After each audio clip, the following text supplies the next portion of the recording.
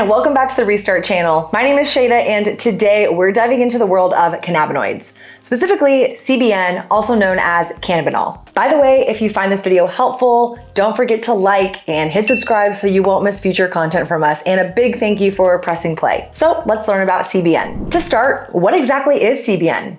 Cannabinol, or CBN for short, is one of over 100 cannabinoids found in the cannabis plant.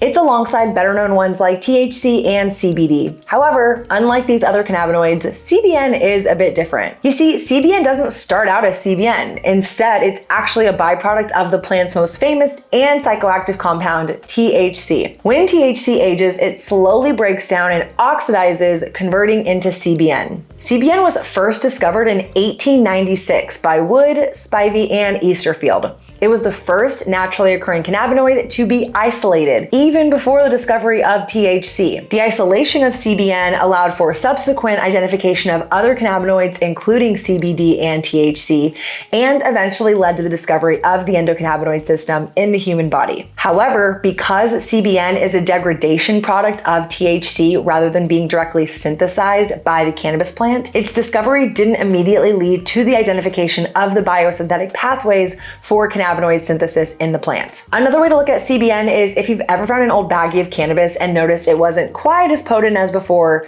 CBN is likely the culprit. Over time, and especially when exposed to air and light, the THC in cannabis naturally degrades into CBN. And this natural process is why aged or poorly stored cannabis tends to have higher levels of CBN. It also explains why fresh cannabis has very low CBN content. The THC simply hasn't had time to degrade yet. So we know what CBN is and where it comes from, but what is it used for? Unlike THC, CBN isn't highly psychoactive, but it does have some intriguing properties. Although research is always ongoing and more evidence is needed, some early findings suggest CBN could have sedative effects. The potential use of CBN as a sleep aid is one of its most common associations, although this is usually in combination with other cannabinoids and terpenes. Cannabinoids in general have been studied for their pain relieving potential, and some studies indicate that CBN might contribute to the pain relieving effects of cannabis. Interestingly, CBN seems to influence the activity of neurons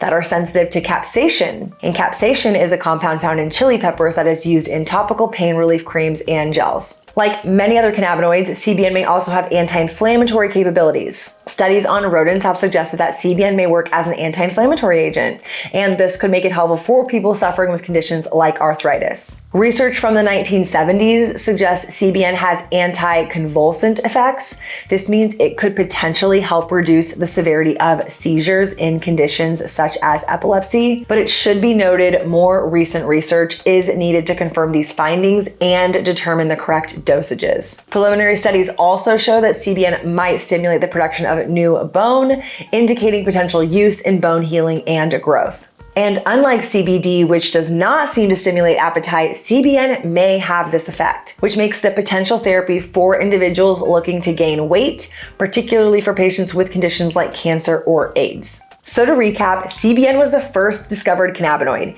Even though THC and CBD are much more well known, CBN was actually the first cannabinoid to be isolated back in 1896. CBN is also an indicator of aged cannabis. As THC degrades over time, it transforms into CBN. So the higher the CBN content, the older the cannabis. Also, unlike its precursor, THC, CBN is non-intoxicating. This means it doesn't produce the high that is commonly associated with cannabis use. And similar to other cannabinoids, CBN is thought to work best when used in conjunction with others due to a phenomenon known as the entourage effect. This refers to the theory that cannabinoids and terpenes work better together than in isolation. And while the research is in its early stages, CBN has been studied for various potential therapeutic uses. These include acting as a sleep aid, anti-inflammatory, pain reliever, antibacterial agent, appetite stimulant, and even potentially promoting bone cell growth. You won't find much CBN in fresh cannabis, and that's because CBN is the degradation product of THC, and fresh cannabis hasn't had time to degrade. And how cannabis is stored can greatly affect the amount of CBN CBN it contains. Light, air, heat, and time all play a role in how quickly THC degrades into CBN. Now remember, while all of this is promising,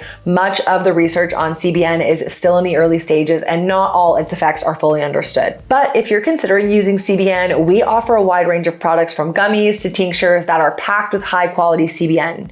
And you can shop at our store in person here in Austin or 24/7 on our website, restartcbd.com. By the way, don't forget that we're a partner with Leaf 411. If you have medical questions relating to cannabis, specifically about CBN or your own conditions, you can reach out to us and we'll provide you with a code to waive the consultation fee to talk with one of their trained cannabis nurses. And if you found this video interesting, please remember to like, subscribe, and turn on notifications so you won't miss future videos from us. Thanks again for tuning in, and we'll see you on the next video. Bye.